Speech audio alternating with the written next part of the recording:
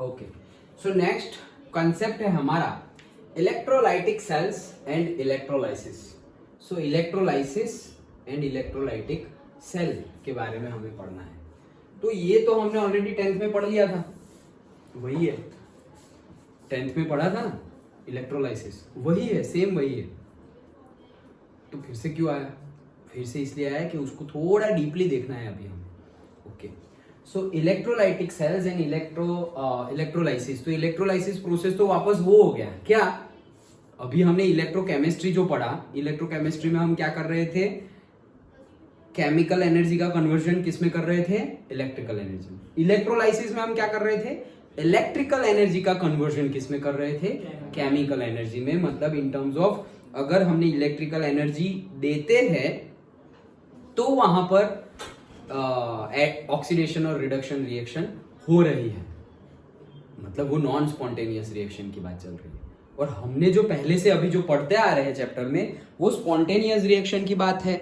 Okay, मतलब कि और जैसे ही CuSO4 जैसे ही ZnSO4 में Zn डाला तो Zn का ऑक्सीडेशन स्टार्ट, कोई इलेक्ट्रिसिटी देने की जरूरत नहीं है, वो देखा था हमने। अभी 10th वाला दोनों को मिक्स मत करना, डिफरेंस हमने ऑलरेडी स्टार्टिंग में ही बहुत अच्छे से समझ लिया है कि दोनों के बीच में क्या डिफरेंस है। Gibbs free energy and all सबके टर्मिनोलॉजी में हमने डिस्कस किया। अब हम बात कर रहे हैं क्या कि इलेक्ट्रोलाइटिक सेल्स एंड इलेक्ट्रोलाइसिस। तो ये जो इलेक्ट्रोलाइसिस है, जैसे कि जो हम 10th में लेते थे वही एग्जांपल दे रहा हूं सो दैट तुम को रिलेट कर पाओ कि हमने लिया था सॉल्यूशन। तो सपोज हमने सॉल्यूशन लिया किसका? CuSO4 का सॉल्यूशन लिया। डन।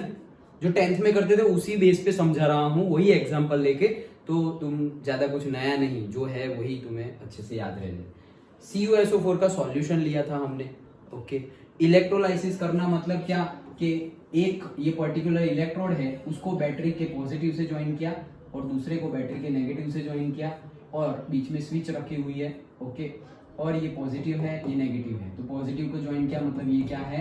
एनोड, और नेगेटिव से ज्वाइन किया मतलब ये क्या है? कैथोड। डन। ओके, और ये हमने क्या लिया था? ये हमने लिया था इम्प्योर कॉपर, इम्प्योर कॉपर लिया था। और ये क्या था? Strip of pure copper. याद आया? ये हमने लिया था स्ट्रिप ऑफ प्योर। जैसे ही हम स्विच ऑन करते हैं, जैसे ही स्विच ऑन की मतलब हमने इलेक्ट्रिकल एनर्जी दी, तो क्या होगा? ये इम्प्योर कॉपर है उसका ऑक्सीडेशन हो जाएगा। तो ऑक्सीडेशन हो गया तो क्या हुआ? Cu सॉलिड था, ऑक्सीडेशन हुआ तो क्या बन गया? Cu+2, वो चला जाएगा सॉल्यूशन में, +2 इलेक्ट्रॉन्स। डन। ओके, अब ये जो दो इलेक्ट्रॉन है, ये जो दो इलेक्ट्रॉन है वो कौन ले लेगा? ये Cu+2, लेकिन ये भी क्या है? CuSO4, मतलब ये Cu+2 है और SO4- है। तो ये जो दो इलेक्ट्रॉन है वो एक्वियस मीडियम वाला, ये Cu+2 जो ऑलरेडी है, जो एक्वियस था, ये वाला नहीं, ये वाला जो अंदर एक्वियस मीडियम में था वो उसने दो इलेक्ट्रॉन ले लिए। उसने दो इलेक्ट्रॉन ले लिए और उसका क्या हो गया? रिडक्ट ले रहा है मतलब रिडक्शन।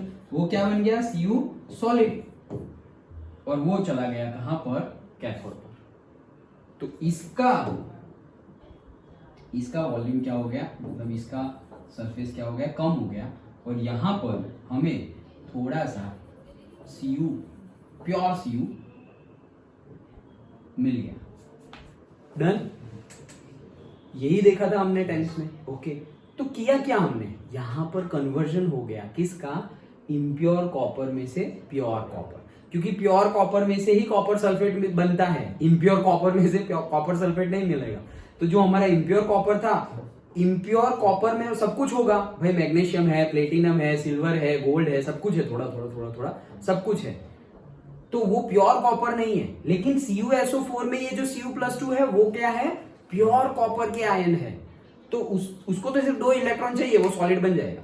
तो इसने दो इलेक्ट्रॉन ले लिए और डायरेक्टली प्योर Cu बन गया, वो यहां चला गया। डन। यही हमने पढ़ा था। और इसमें जो भी एक्स्ट्रा होगा Mg होगा, मैग्नीशियम होगा, कैल्शियम ले लो, सिल्वर, चांदी, सोना, सब कुछ जो भी होगा थोड़ा थोड़ा थोड़ा, तो इसीलिए तो इम्प्योर है वो। तो जो भी होगा वो सब प्रोसेस चलती जाएगी चलती जाएगी चलती जाएगी, तो धीरे धीरे धीरे धीरे धीरे यहाँ बैठ जाएगा। तो ये जो बैठ गया वो क्या है, हमारा कचरा। तो लेकिन केमिस्ट्री में हम उसको कचरा ना बोल के क्या बोलते हैं, मड। और मड भी कौन सा बोलते हैं, एनोड मड। याद आया, anode mud. What is anode mud, 1 mark का क्वेश्चन पूछा जाता था। व्हाट इज एनोड मड, तो भाई एनोड के नीचे जो कचरा बैठ जाता है वो एनोड मड है, दैट्स इट। समझने के लिए तो यही है। ओके, याद आ गया पूरा। तो ये इसमें नया कुछ नहीं था। अच्छा, तो नया क्या है, अब क्या समझना है, इतना तो हमने 10th में भी देखा था। तो अब क्या समझना है हमें कि मान लिया, तो ये पहले तो इलेक्ट्रोलाइसिस करोगे कब तुम, तो भाई इलेक्ट्रोलाइसिस तब करेंगे जब हमें easily pure copper, suppose pure metal नहीं मिल रही है, प्योर मेटल मिल रही नहीं है, तो हम इलेक्ट्रोलाइसिस करके ऐसे प्योर मेटल ले लेंगे। Cu प्योर अभी हमें मिल गया ना, तो ऐसे करेंगे। ओके, वो सब देखते हैं अभी। तो अब हम डिटेल में क्या देखने वाले हैं, मतलब यहाँ पर हम समझने वाले हैं कि ये जो कॉपर मिला ना, वो कॉपर कितना बनेगा, इसकी क्वांटिटी क्या होगी। तो इसकी क्वांटिटी क्या होगी, उसके लिए एक साइंटिस्ट, ओके, माइकल फैराडे ने लॉ दिया। ओके, और वो लॉ के अकॉर्डिंगली हमें पता चल गया कि ये जो कॉपर बनेगा ना, प्योर कॉपर, वो कितना बनेगा। डन। तो उसका ये सब मैं तुम्हें समझा दे रहा हूं, फिर बुक में से समझते हैं। सपोज फर्स्ट लॉ उसने दिया कि कॉपर बनेगा, कितना बनेगा, उसने बोला कि भाई जितनी तुम इलेक्ट्रिसिटी ज्यादा दोगे, जितना इलेक्ट्रिकल एनर्जी ज्यादा दोगे, उतना कॉपर ज्यादा बनेगा, ज्यादा इलेक्ट्रोलाइसिस होगा तो ज्यादा कॉपर बनेगा। सिंपल। डन। फर्स्ट लॉ खत्म, बस यही है। क्या, अगर तुमने 1 एम्पियर इलेक्ट्रिकल एनर्जी दी, मतलब करंट दिया, और जूल में बोलना हो तो से 10 जूल, अगर तुमने 10 जूल इलेक्ट्रिकल एनर्जी दी और तुम्हें यहां पर 10 मिलीग्राम कॉपर मिल रहा है, तो 10 जूल की जगह अगर तुम 20 जूल इलेक्ट्रिकल एनर्जी दोगे तो तुम्हें 10 ग्राम से ज्यादा मिलेगा, 15 ग्राम, 20 ग्राम, व्हाटएवर, मिलीग्राम, जो भी हो। कहने का मीनिंग क्या है कि जितनी इलेक्ट्रिकल एनर्जी ज्यादा दोगे, उतना यहाँ पे जो प्योर कॉपर मिल रहा है, copper in the sense pure metal जो मिल रहा है इलेक्ट्रोलाइसिस प्रोसेस में, वो ज्यादा मिलेगा। सिंपल। ओके, ये समझ लो, समझना इंपॉर्टेंट है। फिर ये सब जो लिखा हुआ है वो तो हम देख लेते हैं। ओके, और पढ़ भी लोगे तुम और मार्क्स भी आ जाएंगे, लेकिन ये सब इजी कब हो जाएगा, जब समझे हुए होंगे तो। ओके, तो एक लॉ तो समझ गए, क्या, जितना ज्यादा करंट दोगे या जितना ज्यादा इलेक्ट्रिकल एनर्जी दोगे, उतना ज्यादा अमाउंट ऑफ प्योर मेटल मिलेगा। अगर कम दोगे तो कम मिलेगा। क्यों, क्योंकि इलेक्ट्रोलाइसिस कम हो रहा है। सिंपल है ये तो। ये first law completed. Okay, done. दूसरा लॉ, दूसरे लॉ में क्या बोल रहे हैं कि सपोज मैंने ले लिए हैं डिफरेंट डिफरेंट इलेक्ट्रोलाइट्स। क्या ले लिए हैं, डिफरेंट डिफरेंट इलेक्ट्रोलाइट्स, जैसे कि कोई भी ले लो, जैसे कि फर्स्ट में लिया मैंने NaCl। डन। सेकेंड में मैंने लिया MgSO4 और Cl लिया है ना, Cl ही चलाने दो, चलो। सो पहले NaCl लिया, दूसरा इलेक्ट्रोलाइट लिया MgCl2।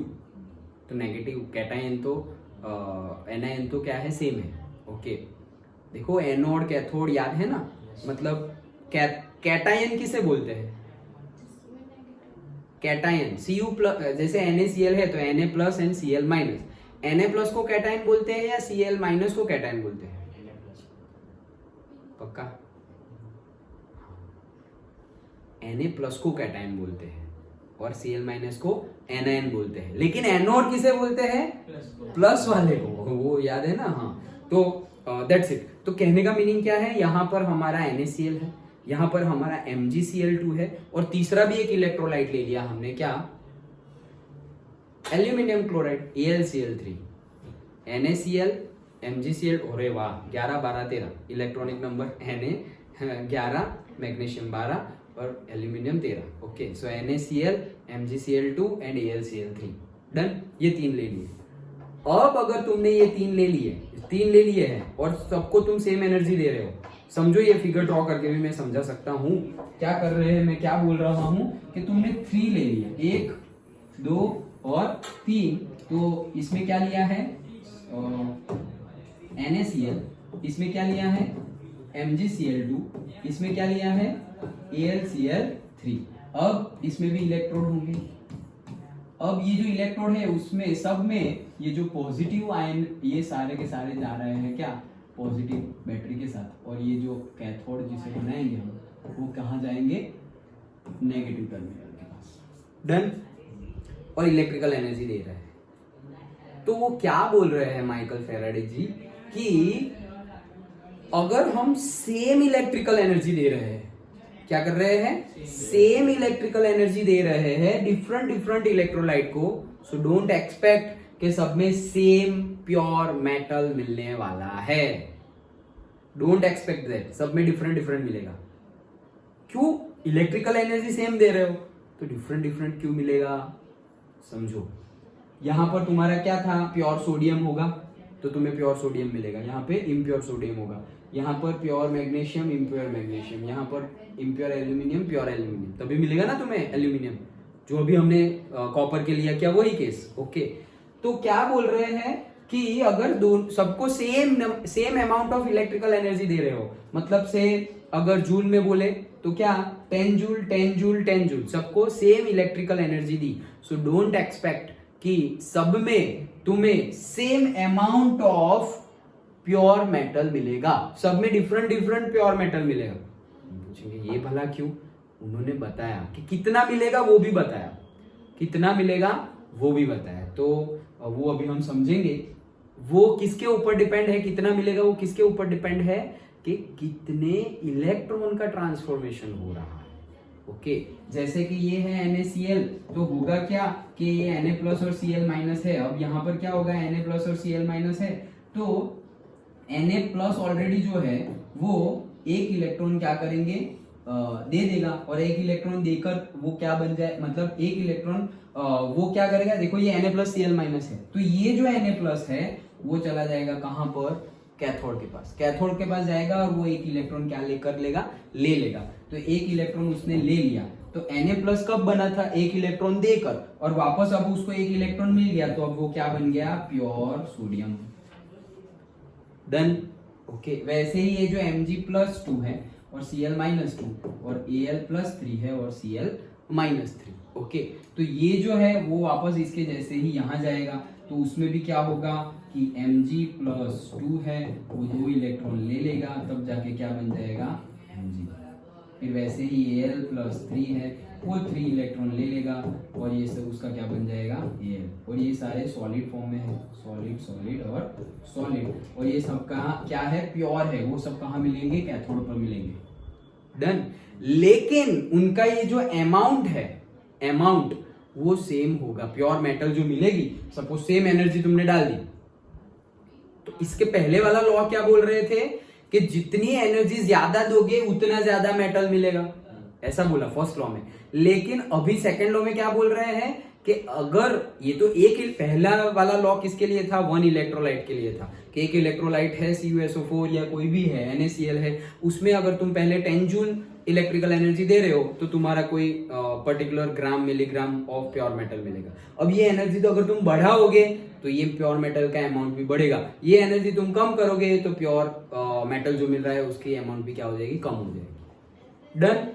ये तो फर्स्ट लॉ था। सेकंड लॉ में अब एक इलेक्ट्रोलाइट की बात नहीं है, एक से ज्यादा इलेक्ट्रोलाइट की बात है, कि 1 2 3 इलेक्ट्रोलाइट की बात है, सबको सेम अमाउंट ऑफ एनर्जी दे रहे हैं, भले ही सबको सेम अमाउंट ऑफ एनर्जी दे, क्योंकि इससे पहले हमने देखा amount of energy is directly proportional to the amount pure metal amount to be made. Okay, तो जितने भी प्योर अमाउंट मिल रहा है तो वो एनर्जी के ऊपर डिपेंडेंट है। अगर सेम एनर्जी डालेंगे तो सबको सेम प्योर मेटल मिलेगा, बोलेंगे नहीं सबको सेम प्योर मेटल नहीं मिलेगा।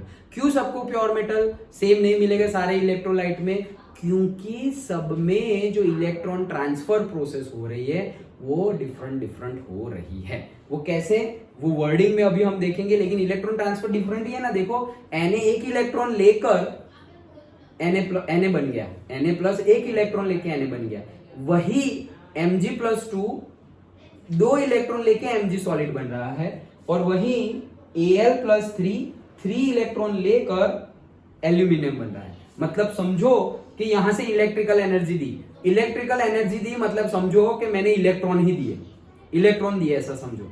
तो मैं इलेक्ट्रॉन कितने दे रहा हूं, सपोज मैं 9 इलेक्ट्रॉन दे रहा हूं। कितने? 9 इलेक्ट्रॉन दे रहा हूं। 9 मैं 9 इलेक्ट्रॉन दे रहा हूं, और से समझो 10 इलेक्ट्रॉन दे रहा हूं, कोई भी नंबर ले लो।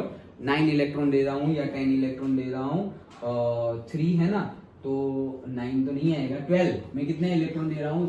6 भी आ जाएगा। यस, मैं कितने इलेक्ट्रॉन दे रहा हूं? 6 इलेक्ट्रॉन दे रहा हूं। समझो, अभी तो याद ही है, 6 इलेक्ट्रॉन में दे रहा हूं। अभी Na को कितने चाहिए? सिर्फ 1 इलेक्ट्रॉन।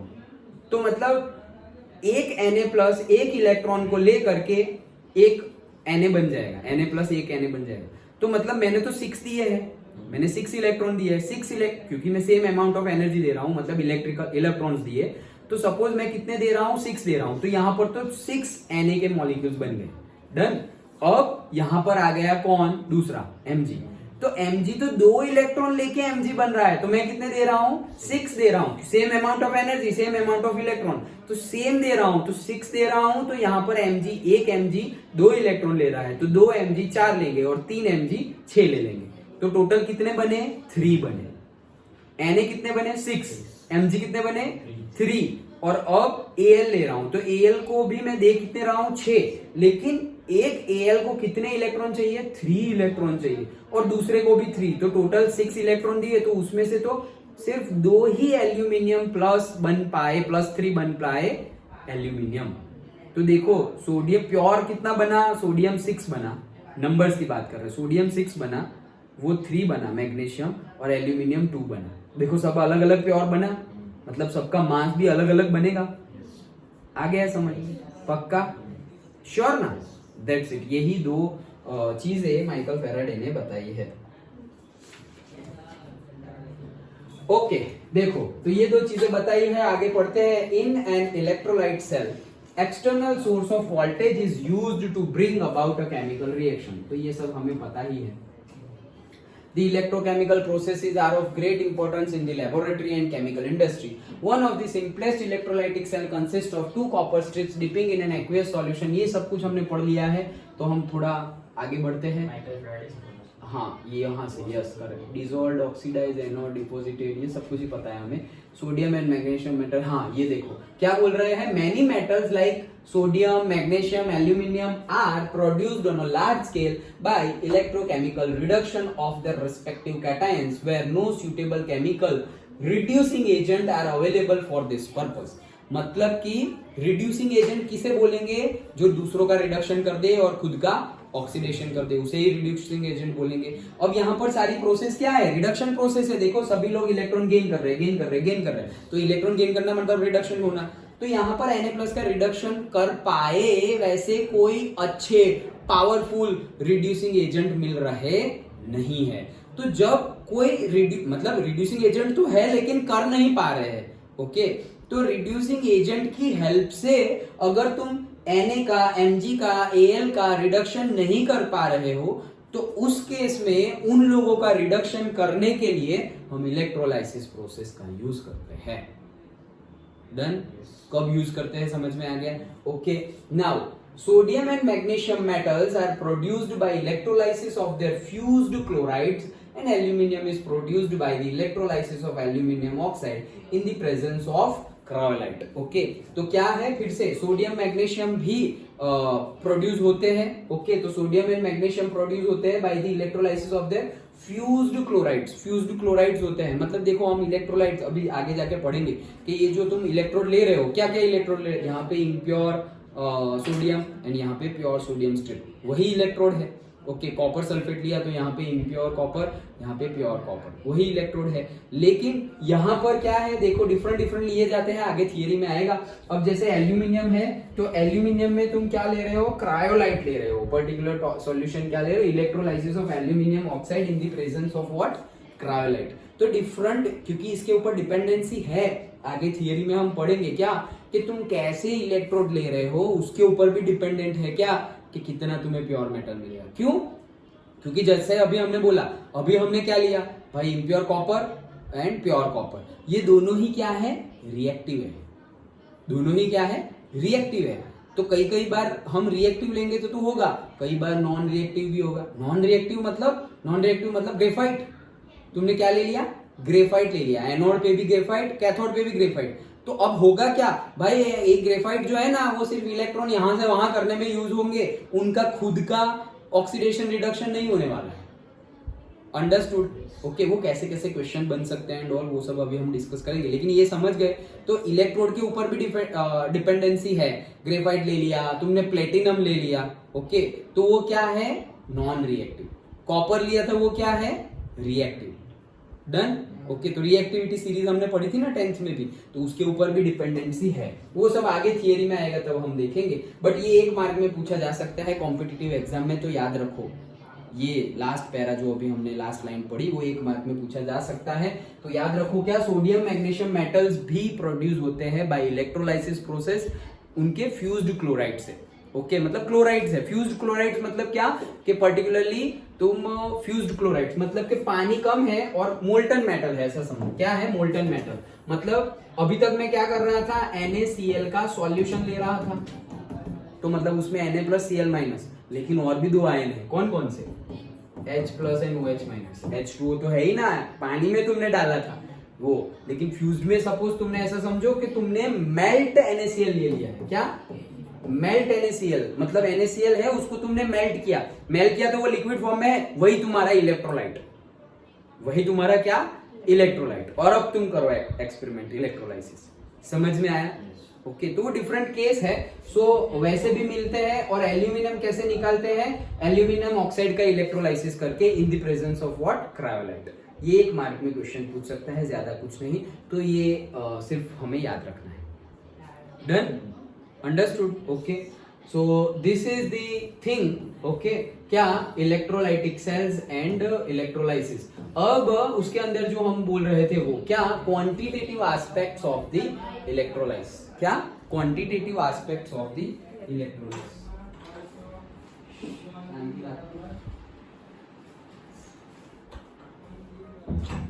हाँ, तो क्वांटिटेटिव एस्पेक्ट जो अभी हम पढ़े थे वही। Okay, Michael Faraday was the first scientist to describe the qualitative aspects of electrolyte. Okay, quantitative aspects of electrolyte मतलब कितना बनेगा। ओके, तो वो दो लॉ जो हमने देखे वही हमें देखने हैं। Now Faraday's law also flow from what has been discussed earlier. तो क्या ये वही दो लॉ है, चलो डायरेक्टली वही पढ़ रहा हूं मैं। क्या, the amount of chemical reaction which occurs at any electrode during the electrolysis by a current is proportional to the quantity of electricity passed through the electrolyte. Directly क्या, the amount of chemical reaction which occurs at any electrode, मतलब कितनी reaction होगी, जितनी ज्यादा reaction होगी उतना ज्यादा pure metal मिलेगा। लेकिन रिएक्शन होगी कितनी, तो बोले उतनी रिएक्शन होगी, मतलब जितनी भी रिएक्शन होगी chemical reaction, it is directly proportional to the electrical energy supplied. Okay, it is directly proportional to the quantity of electricity passed through the electrolyte.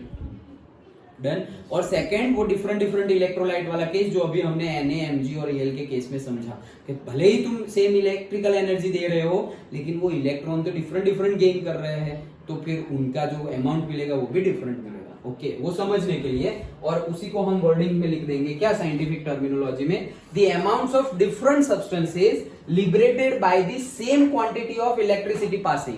Same quantity pass की हमने थ्रू, जैसे अभी हमने 6 इलेक्ट्रॉन दिए थे, so through the electrolytic solution are proportional to the their chemical equivalent weights. क्या, chemical equivalent weights. ये क्या है केमिकल इक्विवेलेंट वेट, मतलब वही चीज, एटॉमिक मास अपॉन वो नंबर ऑफ इलेक्ट्रॉन्स, जैसे Na में 1, Mg में 2, Al में 3, like that. Okay, so that is chemical equivalent wait, atomic mass divided by number of electrons required to reduce the cation. Okay, ये भी पूछ ले एक मार्क में कि find out the chemical equivalent weight of sodium, calcium और से magnesium, aluminium, like that. Okay, और एटॉमिक मास शायद दे भी दे, और ना दे तो तुम्हें याद रखने होंगे जो हमने अब तक याद रखे हुए हैं। सोडियम का याद रखा हुआ है, कैल्शियम का, क्लोरीन का, ऑक्सीजन का, वो सारे एटॉमिक मास जो 9th से हम याद रख रहे हैं, जो रिपीट हो रहे उतने याद रखो, नए याद रखने की जरूरत नहीं है। और अगर नया पूछ लिया तो वो तुम्हें क्वेश्चन में दिया हुआ होगा। ओके, लेकिन कहने का मीनिंग समझ गए कि वो डायरेक्टली भले ही सेम अमाउंट ऑफ एनर्जी पास करो, वो मेटल जो प्रोड्यूस होगी, मतलब प्योर मेटल बनेगी, वो सेम नहीं बनेगी। तो किसके ऊपर डिपेंडेंट है? क्वांटिटी ऑफ मेटल प्रोड्यूस्ड किसके ऊपर डिपेंडेंट है? डिपेंडेंट ऑन दी, और से directly proportional to the chemical weight of the particular electrolyte. Okay, so chemical equivalent weights, तो वो क्या है? एटॉमिक मास, मतलब जैसे तुम सोडियम की बात कर रहे थे हम, तो सोडियम का एटॉमिक मास, ओके, जैसे 23 लिया डिवाइडेड बाय 1, क्योंकि वो 1 इलेक्ट्रॉन से ही जाने वाला है, सो वो टोटल कितना आया? 23 आया।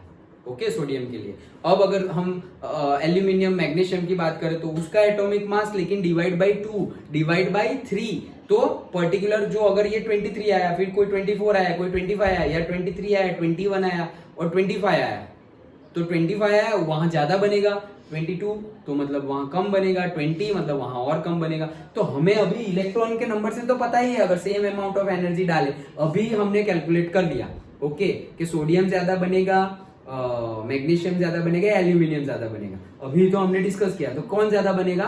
सोडियम ज्यादा बनेगा। उससे थोड़ा कम क्या बनेगा? मैग्नीशियम। और सबसे कम क्या बनेगा?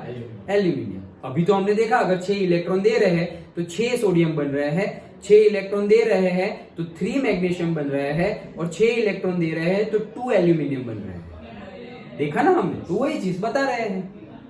डन? ओके, हाँ, एंड कितना है आगे? हाँ, तो इतना हम कंप्लीट कर देते हैं। अब देखो, तो ये सब चीजें हमें पता है, वही है, कुछ नया नहीं है, जो हमने डिस्कस किया वही है। थोड़ा बहुत जो फिजिक्स में नया है क्या, कि भाई आई क्या होता था, तो I is equal to q by t था, मतलब क्यू इज इक्वल टू क्या होगा? I into t. ये सब पता है हमें, फिजिक्स में आता था। ओके, चलो देखते हैं। There were no constant current source available during the Faraday's time. Faraday के टाइम पर कोई कांस्टेंट करंट सोर्स था नहीं। The general practice was to put a coulometer for determining the quantity electricity passed from the amount of metal deposited or consumed. However, the coulometers are now obsolete. अब नहीं use कर रहे हम, and now we have constant current I sources available and the quantity of electricity Q passed is given by, तो ये तो हमें पता ही है, I is equal to Q by T. Q is what? The charge. Okay, जिसका unit होता है coulomb. Okay, so I is equals to Q by T, therefore Q is equals to I into T. Q is the coulomb when I is in ampere and T is in second.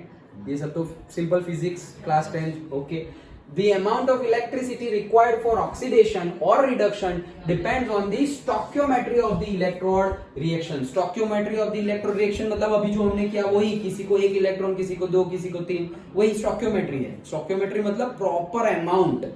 तो amount पता है हमें, sodium को 1 electron चाहिए, magnesium को 2, aluminium को 3, वही stoichiometry है। तो वही चीज बोल रहे हैं, 1 mole of the electron is required for reduction of 1 mole of silver ion. क्या बोल रहे हैं? 1 मोल ऑफ द इलेक्ट्रॉन, मतलब इलेक्ट्रॉन कितने दिए हमने? 1 मोल। 1 मोल मतलब 6.022 into 10⁻23 इलेक्ट्रॉन्स दिए हमने दिए।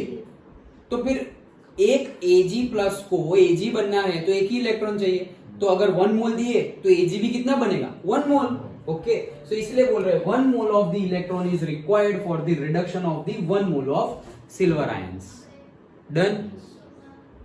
अब यही केस में बोलूं कि अगर मैं 1 मोल ऑफ इलेक्ट्रॉन दे रहा हूं तो मुझे कितने मोल्स ऑफ मैग्नीशियम मिलेगा? अगर मैं 1 मोल ऑफ इलेक्ट्रॉन दे रहा हूं तो कितने मोल ऑफ मैग्नीशियम मिलेगा? वेरी गुड, उसका आधा मोल मिलेगा। क्योंकि अगर 1 मोल भेज रहा हूं तो 1 मोल नहीं बनेगा, क्योंकि अगर कंडीशन क्या है, जितने इलेक्ट्रॉन वो लेगा उतना यहां पर मोल बनेगा। तो मैं यहां 1 मोल दे रहा हूं और वो सारा 1 मोल लेके अगर बन गया तो हो जाएगा उसका काम, मतलब 1 मोल बन गया। लेकिन यहां पर तो 2 इलेक्ट्रॉन लेकर ये बनने वाला है। 2 इलेक्ट्रॉन लेंगे तब जाके ये 1 बनेगा। ओके, मतलब कि अगर मैं 2 मोल दूंगा तब जाके यहां पे 1 मोल बनेगा। 2 मोल दूंगा इलेक्ट्रॉन तब जाके Mg कितना बनेगा? 1 मोल। तो मैं 1 मोल ही दे रहा हूं तो कितना बनेगा? 0.5, मतलब आधा मोल।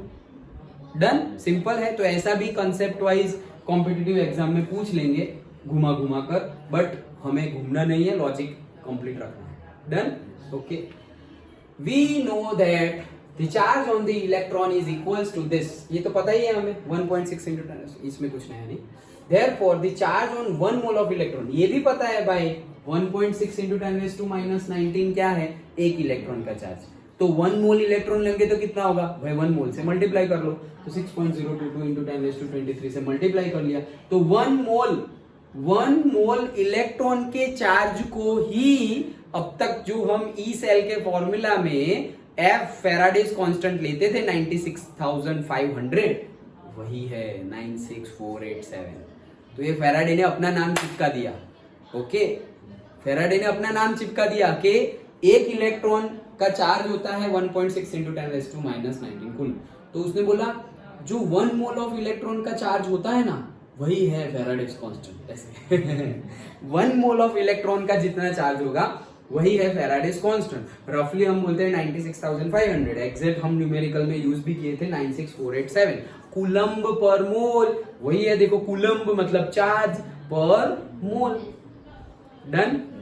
Okay okay, this quantity of electricity is called Faraday, Faraday और Faraday constant and is represented by capital F. Yes, ये तो पता ही है, ये हमने लिया ही था अप्रोक्सीमेटली। यहाँ पर देखो हमने यही एग्जांपल अभी डिस्कस किया Na का, Mg का और Al का। It is obvious that 1 mole of Mg plus 2 and Al plus 3 require 2 moles of electrons and 3 moles of electrons respectively। तो पता ही, अभी हमने डिस्कस किया ना Na, Mg, Al। तो अगर इसको 1 मोल दूंगा तब इसका काम बन जाएगा, इसको 2 मोल देना पड़ेगा तब उसका काम होगा, मतलब प्योर मेटल बनेगा। इसको 3 मोल दूंगा तब जाके, क्योंकि 3 इलेक्ट्रॉन लेंगे तब जाके एक एल्यूमिनियम आयन में से प्योर सॉलिड में जाएगा। डन, सिंपल, ये सब समझ लिए हैं तो वही वर्डिंग में हम देख रहे हैं। इन कमर्शियल प्रोडक्शन, नहीं कुछ रह गया ना आगे, the charge passed through the electrolyte cell during the electrolysis is equal to the product of current in ampere and time in second. वो कुछ नहीं है, ये Q is equal to IT, उसको वर्डिंग में लिखा हुआ है। The charge pass Q is equals to what, IT। तो वही बोला है कि the charge pass through the electrolytic cell during the electrolysis E is equal to the product of, मतलब multiply of current in amperes and time in second। सोचो Q is equals to IT को इतना लंबा चौड़ा करके अभी हम लिख सकते हैं।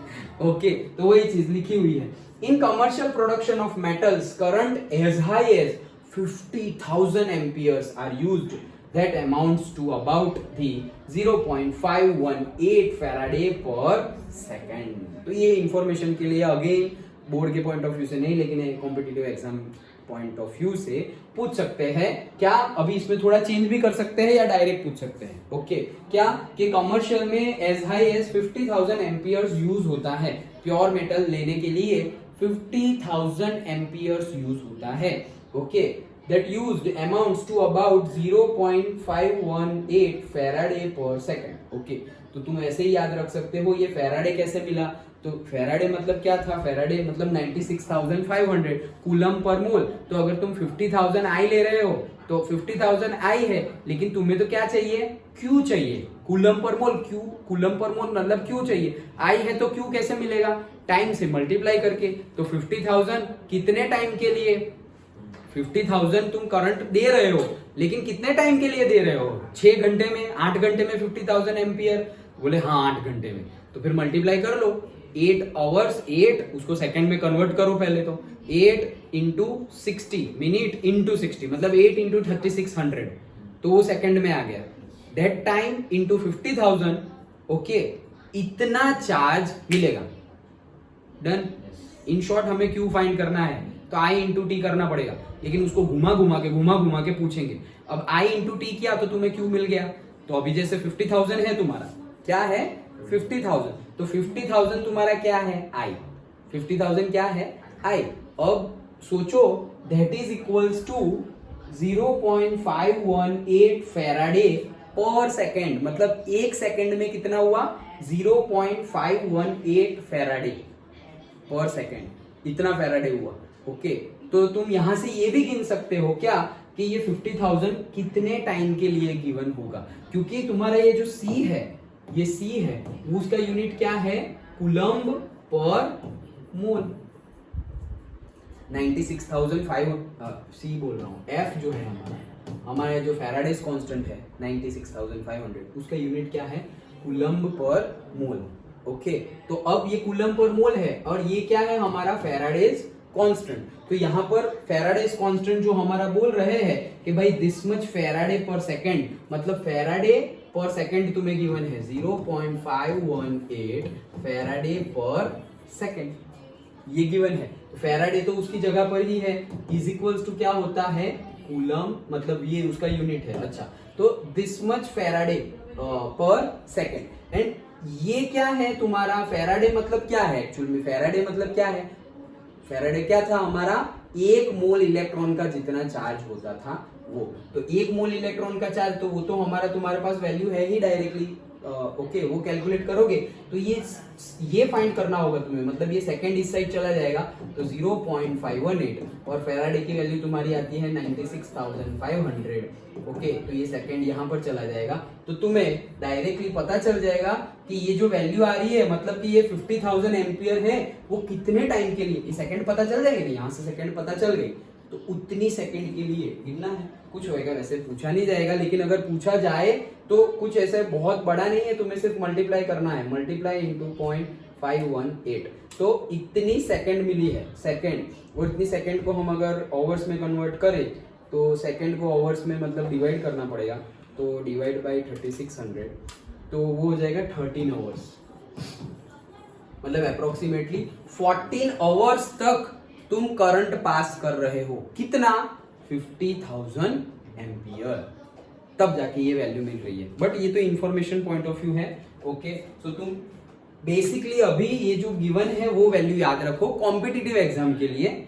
Okay, board exam point of view I don't think ये पूछा जाए, बट कॉम्पिटिटिव एग्जाम के लिए डायरेक्ट भी पूछा जा सकता है, और इसमें कॉम्प्लिकेशन करना हो थोड़ा तो कैसे करना है वो भी मैंने तुम्हें बताया कि ऐसा बोल सकते हैं कि अच्छा इतना मिल रहा है, 50,000 की जगह बोल देंगे 60,000 मिल रहा है, 50,000 के लिए 60,000 करंट या फिर 40,000 एम्पियर करंट पास कर रहे हैं, तो उसके लिए एफ की वैल्यू क्या होगी ऐसा पूछ लेंगे। डन। ओके, तो कुछ भी कर सकते हैं, समझ में आया? ओके, तो ये हमारा पर्टिकुलरली कंसेप्ट था इलेक्ट्रोलाइटिक सेल एंड इलेक्ट्रोलाइसिस। उसमें बेसिकली हमने क्या पढ़ा? माइकल फैराडे जी ने 2 लॉ दिए। क्या लॉ दिए? कि भाई जो प्योर इलेक्ट्रोलाइसिस में प्योर मेटल मिलता है कैथोड पर, ये प्योर मेटल की क्वांटिटी कितनी है? तो भाई पहला लॉ ये बोल रहा है कि जितनी एनर्जी उतना ज्यादा, मतलब जितनी एनर्जी बढ़ेगी उतना ज्यादा मेटल बढ़ेगा। मतलब वो गुजराती में फ्रेज है कि जेटली खांड नाखो एटलू गळ्યું થાય, ऐसा मतलब जितना ज्यादा चीनी डालोगे उतना मीठा होता जाएगा। सिंपल है, डायरेक्टली प्रोपोर्शनल। ओके, तो मतलब जितनी इलेक्ट्रिसिटी बढ़ाते जाओगे उतना प्योर मेटल मिलता जाएगा। फर्स्ट लॉ खत्म। दूसरा, अगर डिफरेंट इलेक्ट्रोलाइट्स हो तो भी ऐसा एक्सपेक्ट मत करना कि जितनी इलेक्ट्रिसिटी उतना मेटल मिलता जाएगा, नहीं। तो कितना मिलेगा? that is directly proportional to the equivalent chemical weight of that particular ion। तो ये क्या है इक्विवेलेंट केमिकल वेट? उसका atomic mass divided by number of electron required to reduce itself. Reduce करना है ना, Na+ को Na बनना है, मतलब 1 इलेक्ट्रॉन लेगा तब वो Na बनेगा, तो इलेक्ट्रॉन लेगा मतलब रिडक्शन प्रोसेस। तो रिडक्शन प्रोसेस के लिए कितने इलेक्ट्रॉन नेसेसरी है? Na को 1, मैग्नीशियम को 2, एल्यूमिनियम को 3। तो atomic mass divided by that particular number, that is the chemical weight के डायरेक्टली प्रोपोर्शनल है। तो जिसका केमिकल वेट ज्यादा, उसका मतलब जिसका केमिकल वेट ज्यादा उसको इलेक्ट्रिसिटी भी ज्यादा देनी पड़ेगी, और जिसका केमिकल वेट कम उसको कम इलेक्ट्रिसिटी देनी पड़ेगी कन्वर्जन के लिए, क्योंकि डायरेक्टली प्रोपोर्शनल है। डन। तो ये 2 लॉ हमने समझे। वो 2 लॉ के बाद डायरेक्टली थोड़ी बेसिकली बात है कि Q is equals to IT and all. Okay, और कैसे हमने यहाँ जो डिस्कस किया 3 एग्जांपल्स उसी की बात है। और 96,500 को ही उन्होंने बोल दिया फैराडेज कांस्टेंट। ये कहाँ से आया? उन्होंने बोला है कि एक इलेक्ट्रॉन का चार्ज होता है 1.6 × 10⁻⁻19 कूलम। तो अगर हम 1 मोल इलेक्ट्रॉन ले लेंगे तो 1 मोल इलेक्ट्रॉन का जो चार्ज होता है वो गिना हमने, तो 6.022 × 10⁻23 से मल्टीप्लाई किया तो वो वैल्यू आई 96487, और इसी को बोल दिया फैराडेज कांस्टेंट। मतलब कि अगर जिसको 1 इलेक्ट्रॉन चाहिए जस्ट लाइक सोडियम, तो 1 मोल इलेक्ट्रॉन देंगे तो यहां से 1 मोल क्या बन जाएगा? सोडियम। लेकिन 2 मोल मैग्नीशियम देना पड़ेगा, 2 मोल इलेक्ट्रॉन्स देने पड़ेंगे, तब जाके 2 मोल मैग्नीशियम बनेंगे। 1 मोल दोगे तो मिलने वाला नहीं है। डन। ओके। और एल्यूमिनियम के लिए 3 मोल्स ऑफ इलेक्ट्रॉन देने पड़ेंगे। इलेक्ट्रॉन देने पड़ेंगे मतलब इलेक्ट्रॉन का चार्ज देना पड़ेगा। 3 मोल ऑफ इलेक्ट्रॉन का चार्ज। अब बोले कि कितना करंट पास करना पड़ेगा, अरे तो गिन लो ना। 3 मोल ऑफ इलेक्ट्रॉन मतलब कि भाई तुमने 3 मल्टीप्लाइड बाय मोल्स, मतलब 6.022 इंटू 10⁻23, मतलब रफली 18 इंटू 10⁻23 क्या है तुम्हारा, क्यू है। ओके। और 1 सेकंड के लिए गिन लो तो Q इंटू टी, मतलब वो तुम्हारा क्या मिल गया, I मिल गया। तो इतना I पास करना पड़ेगा तब जाके तुम्हें ये मिलेगा। ओके। डन। तो कॉम्पिटिटिव एग्जाम में भी कैसे पूछ सकते हैं वो भी हमने डिस्कस किया, एज वेल एज जो बुक में गिवन है वो भी हमने डिस्कस। अंडरस्टूड। तो आगे नेक्स्ट क्लास में पढ़ेंगे। नेक्स्ट क्लास में हमें क्या पढ़ना है, प्रोडक्ट ऑफ इलेक्ट्रोलाइसिस। अगेन वही इलेक्ट्रोलाइसिस का प्रोडक्ट, ये जो प्योर मेटल मिल रहा है वही, वो किसके ऊपर डिपेंडेंट है। तो मैंने बोला ना कि आगे जाके हम पढ़ेंगे, मैंने बात की रिएक्टिव इलेक्ट्रोड जैसे कॉपर लिए, और नॉन रिएक्टिव इलेक्ट्रोड जैसे कि ग्रेफाइट है, प्लेटिनम है। ओके। तो वो लेंगे, उसके ऊपर भी डिपेंडेंसी है। तो वो किस किस चीजों के ऊपर डिपेंडेंसी है वो हम नेक्स्ट क्लास में पढ़ेंगे। अंडरस्टूड। पक्का समझ में आया, कंसेप्ट समझ गए ना अच्छे से।